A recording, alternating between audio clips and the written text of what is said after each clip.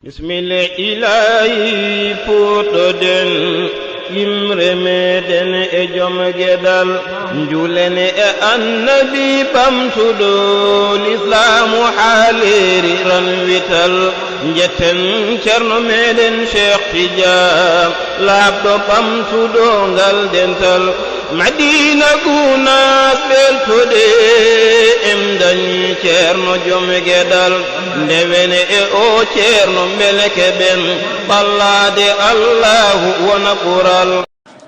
Assalamu aleykum wa rahmatullahi ta'ala wa barakatuh. Musidɓe bandiraɓe hettiyankoɓe to mbawɗon wonde fof min calmini on, min juurima on kadi. Eɗen jokki jewtere meɗen ha joni, eɗen gondi ɗo e goto e CRMP men, taw kadi ko mawɗo meɗen hono ceerno meɗen ceerno Mouhamadou Siraji Anne mo ganduɗa ko ballo ceerno, ñaamo ceerno, alhaali ceerno to banggueji ɗi fofof.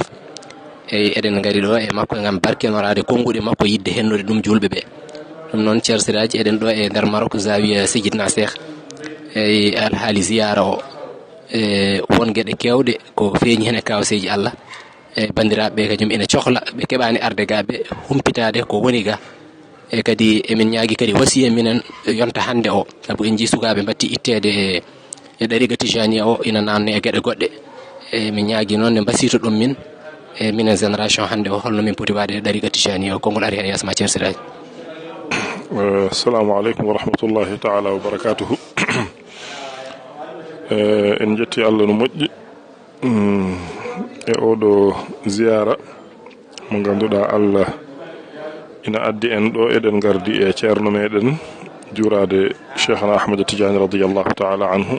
Eɗen gondini hen ceerno meɗen Cheikh Ahmad Tidiane Ba to Madina Gounass. Alhamdulillahi rabbil alamin. Ziyara o kam ko no jiiruɗen guite meɗen ni, en ji alhamdulillahi rabbil alamin julɓe ɓe eɓe notiti ziyara o bang yo bang.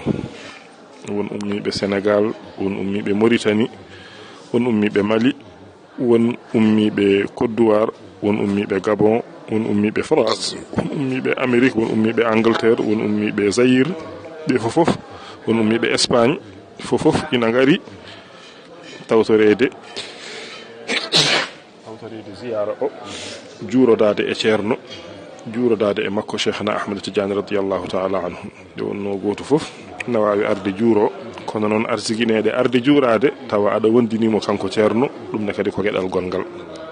Alhamdulillahi rabbil alamin. Noon en gari en tawi kadi shérifaɓe ɗo, shérifaɓe taniraɓe Cheikh Tidiane wonɓe ɗo ɓe, kamɓe fofo eɓe jaɓɓi ceerno, eɓe belti e garal ceerno no feewi no feewi no feewi, kaddi jaɓɓagol.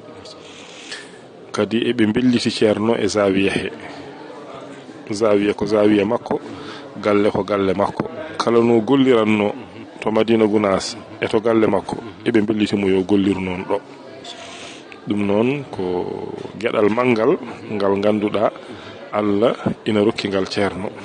E alhamdulillahi rabbil alamin. Ceerno ne ha o hirjini yimɓeɓe tan koyeɓe tinno ɓaade Allah adiɓe ha ɗo yeeso Cheikh Tidiane radiyallahu ta'ala anhu, ɓe tinno e dewal Allah hen moƴƴi, tengti e jangude salatul fatiha.